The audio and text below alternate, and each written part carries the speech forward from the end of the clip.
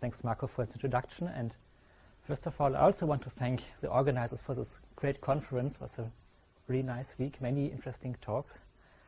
And well, also thanks to the Isaac Newton Institute for hosting the whole program. Okay, so my talk is about computing Walsh's conformal map onto lemniscatic domains.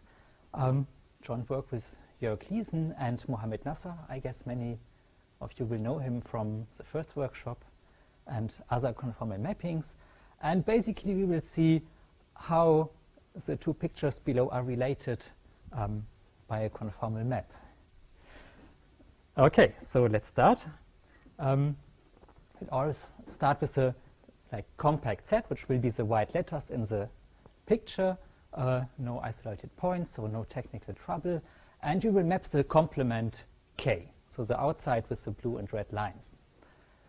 And if this outside is simply connected, then you can just map to the exterior of the unit circle with the Riemann mapping, and everything is fine. Well, it's still complicated to construct these maps, but okay. Then you have like one domain. And if K is L connected, so your original set has several components, you have several holes in the outside domain, then the domain can be mapped onto one of several canonical domains, and there's like many choices. The most popular are slit domains and circular domains, as we just have seen. And like many others, I think these are the most used ones. And there's a lot of theory and also like computational methods to compute these conformal maps. I try to have a not complete list of contributors here. I hope I didn't forget too many people. But yeah, there has been much done here. So we want to look at some other domains, so-called lemniscatic domains, which go back to Walsh. And then there were several other people working on it, Grunsky, Jenkins, and Landau, all of which gave different existence proofs, but never any example or any constructive method to compute this map. So this is, of course, not satisfactory for a numerical analyst. We want to be able to compute this map. OK, so let's see. How does a lemniscatic domain look like? Here's the theorem of Walsh. And so starting from a compact map, we map the exterior. And then we know there's a unique conformal map from K to a lemniscatic domain L. We normalize it at infinity. So we take it as Z plus terms in 1 over Z, which makes the map unique and the domain. And so how does the domain look like? Well, it's all points satisfying such an inequality. And what's this function? So if it's a simply connected domain, we just take absolute value bigger than some constant. If it's multiply connected, we have several terms, W minus some center. So we take the product, and this should be bigger than this number tau. And since the components here might have different sizes, we need to add some weight for the different boundary components. OK, and interestingly, this tau is the logarithmic capacity of the compact set. As for the Riemann mapping, we saw this in Alex's talk on Monday. Yeah, and then we get such a domain here. OK, it's a special case if L is just 1, so only one boundary component. There's no product, it's just W minus some center is bigger than tau. And we have back like 60 of a circle, so then it's a Riemann mapping theorem. OK. So let's look at this lemniscatic domain a little bit closer. So from this one we can read many interesting quantities in potential theory. We get for free the logarithmic capacity. It's just this number tau appearing here. And we can compute Green's function with pole at infinity.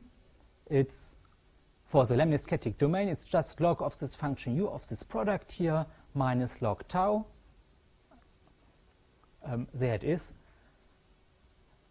And if we have this one, we can obtain the Green's function with polar infinity for the original domain by just transplanting it with a conformal map.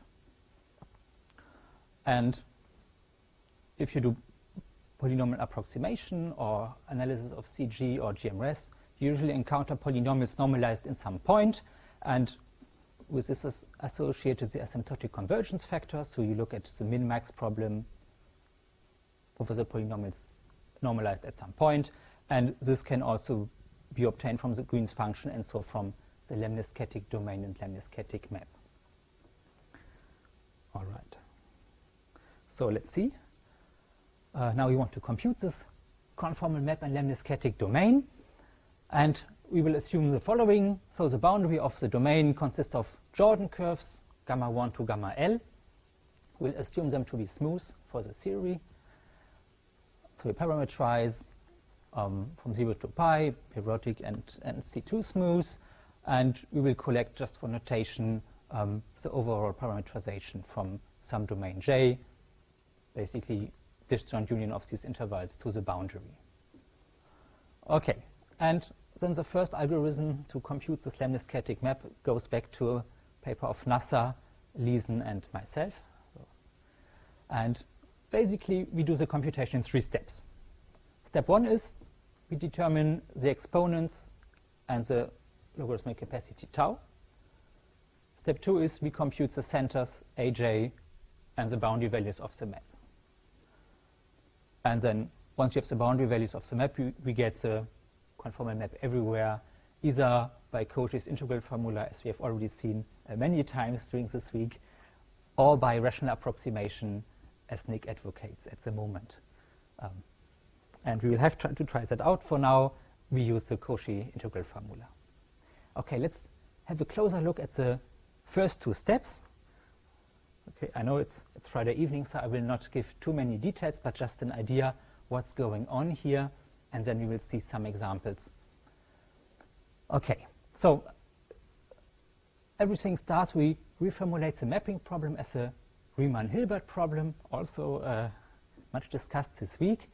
So we seek the boundary values of some auxiliary function f here, which involves basically everything from like the conformal maps, the centers, the weights, and some auxiliary point alpha j, which we choose however we like. Well, each of these points aj is in the interior of some contour of these boundary contours. This is something we pick, and then the rest is computed.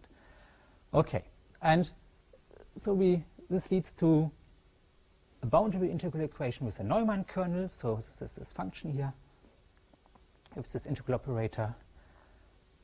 And okay, so this is 1, and the same with the imaginary part is the second integral operator, and with these 2, the method then works. Okay, the key ingredient here in this first part is then a theorem of Nasser from 2009. We start from certain auxiliary functions. Here's a gamma j with the auxiliary point and then log of the boundary parameterization. We solve an integral equation. This gives some second auxiliary function, and then finally we can compute a third function, and with this everything is done. So the third function is actually a constant on each boundary contour. So this just gives us a bunch of numbers, and if we take these numbers and put it into a matrix, we get a linear system which is solved by the exponents and the logarithmic, the log tau, so the logarithmic capacity. Okay, and so this linear system is small. It's L plus 1 by L plus 1. L is the number of boundary components. It's usually not too high, so this one can be solved directly. And then we have half of the parameters. And okay, let's briefly talk about how we solve the boundary integral equation from the last slide. So this goes back to the work of Mohamed Nasser. We discretize the integrals with the Nyström method and solve the resulting linear system, which is size L by n, if n is the number of points per boundary.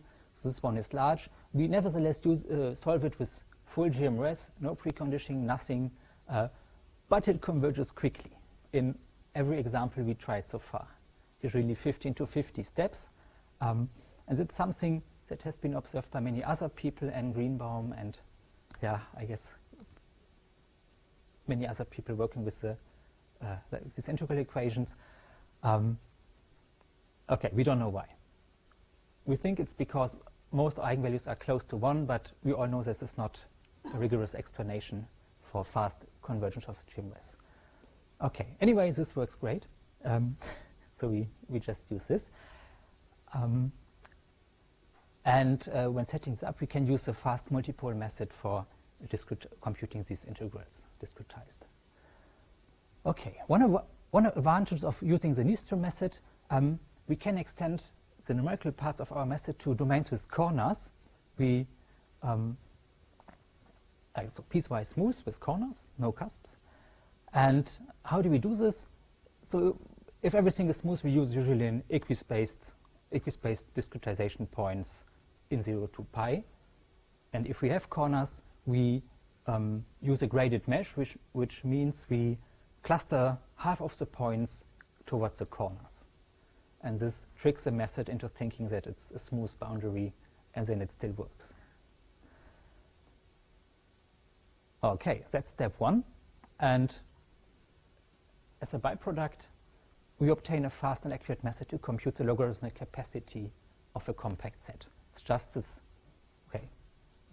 log of tau is the last entry here in the solution. And tau is the logarithmic capacity. Okay, so that's step 1. Step 2, now comes the ugly part. So we still need the centers and the boundary values, and we will obtain these from a nonlinear system of equations. So, okay, the details don't matter so much. The unknown things are marked in red here, the boundary values and the centers. Everything else, the black parts, are known by now, either from the initial input data or from step 1.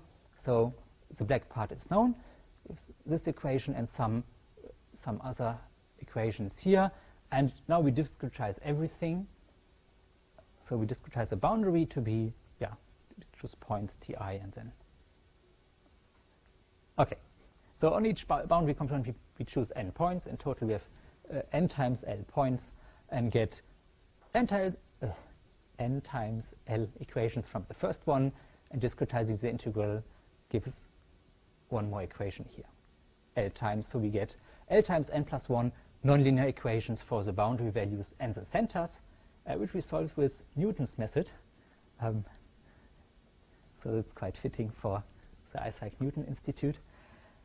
Okay, and without going into the details, in this Newton process, we, of course, solve linear systems with a derivative, f prime, and it has the following structures: diagonal, minus identity, and 2 scaled Cauchy matrices. And we use this 2x2 block structure and the Cauchy structure of the A and the of these off-diagonal blocks to actually just solve an L by L linear system in each step. And we don't have to form these matrices. We can save work here. Okay, so let's summarize. How does our method work? We pick a discretization of the boundary, so eta of t and eta dot of t, and some auxiliary points, the alpha j, one interior of each boundary curve, and then proceed as follows to compute the lemniscatic domain and conformal map. So we compute first auxiliary function log of eta minus alpha. We solve this boundary integral equations here to get 2 more, and then step 1 we get the exponents and the logarithmic capacity. Step 2 we get the centers and the boundary values. Okay, let's see how this works for some examples. Let's start with some circular domains as input. So for two equal disks, like here, we get the following lemniscatic domain on the right. And since these are smooth domains, we can go away with, no, how do you say? We can just use 2 to the 8 points per boundary, so that's, I guess, not so much, that's fine. And actually, this is the only domain where we know the lemniscatic map analytically, or it's one of two where we know it analytically. So here we can check the accuracy of our results against the exact solution. And if we do so, we find that all the parameters are exact to 14 digits. So the tau, the exponents, and the centers of the lemniscatic domain. So this gives us very high hopes that this method really works well. And then we can, of course, do other things, like take some more disks, like 64 disks arranged like this. The symmetry is not important. It's just because otherwise you end up by inputting 64 boundaries, and that's getting annoying rather quickly. You get the map here. And okay, let's see one live. So first demo is again 2 disks, but now of different size. So we will run this. There it is.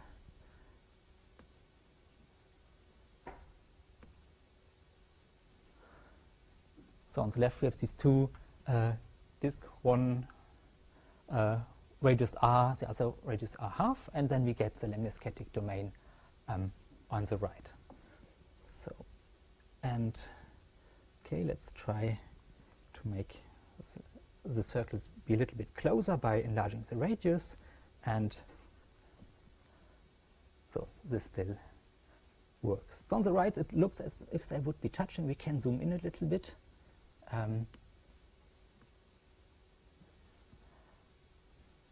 And we see they don't touch, they cannot touch, but they actually don't. And we see that's the points cluster a lot here. So this is what Professor DeLillo always mentions, is crowding when things are close. Okay. No, it's not.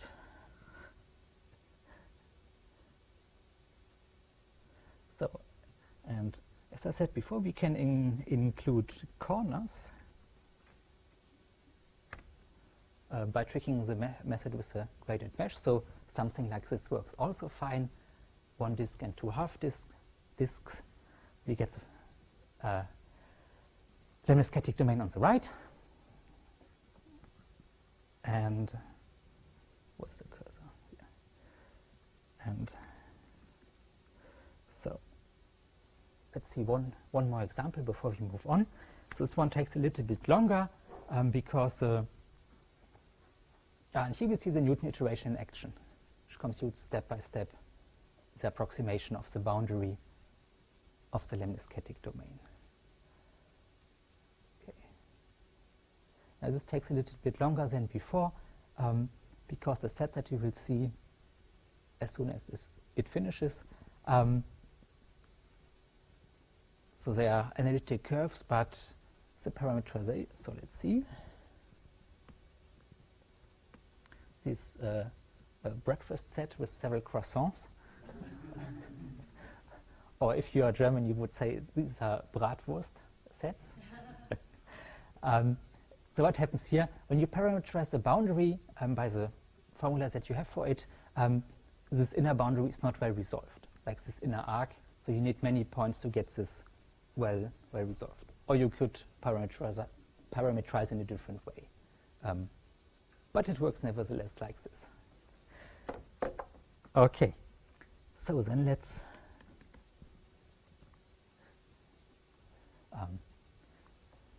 move a little bit further. So we also can map polygonal domains, again using this graded mesh to smooth the corners for the method. Like these 4 squares on the left gives this lemniscatic domain on the right. And right now we are working on a MATLAB toolbox to implement this. Like the first work has been done by former master student Martin Harnik, who's now at the Zuse Institute in Berlin. working there now. So we'll finish up the toolbox and then make it available so that you can also play with it.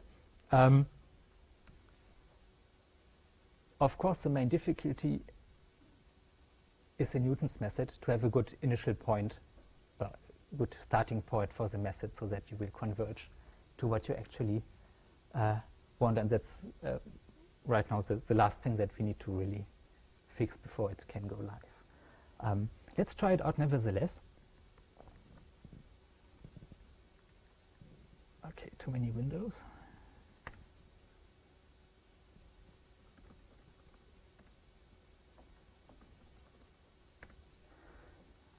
So the idea is that you can then just draw some polygon that you will map, which is much more, just nicer than having it to input all the corners in some other way. So let's try to map this domain. So let's draw.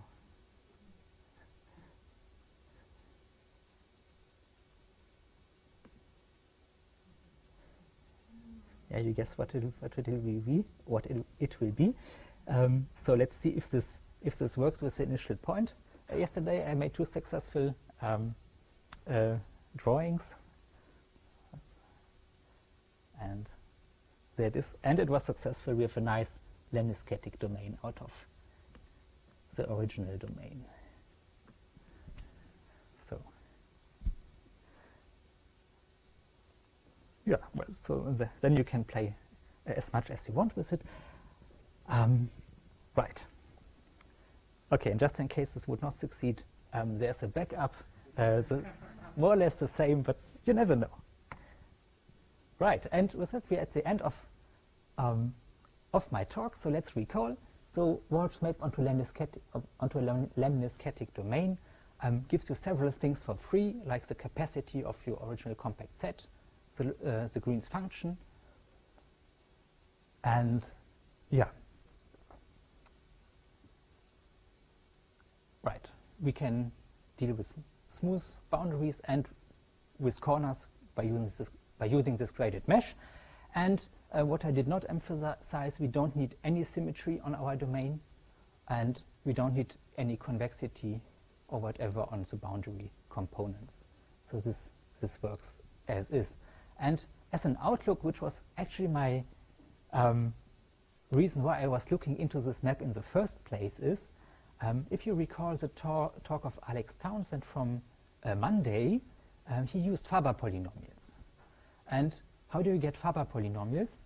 You take the monomials on the unit disk, so w to the n, and you pull it back with a Riemann mapping to your domain of interest. And then you take the polynomial part or pass it through a filter using the Cauchy integral or whatever.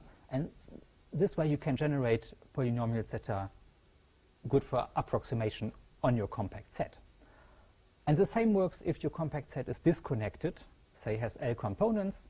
Then we use a lemniscatic map onto the lemniscatic domain, have replacement for the monomials there, pull these back and get again so-called Faber-Walsh polynomials that are good for approximation on this compact set. Okay, and some references, and that's it. Thank you for listening, and any questions?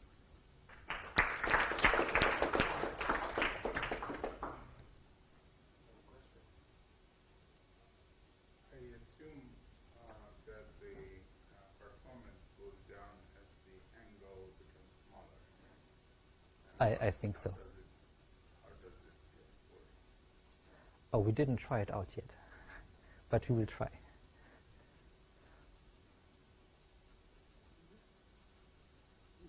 Some of this would get up with Nasser's code? I don't think he has this toolbox for. Yeah, this one is not yet there. We are still trying to make a better initial guess for the Newton's method.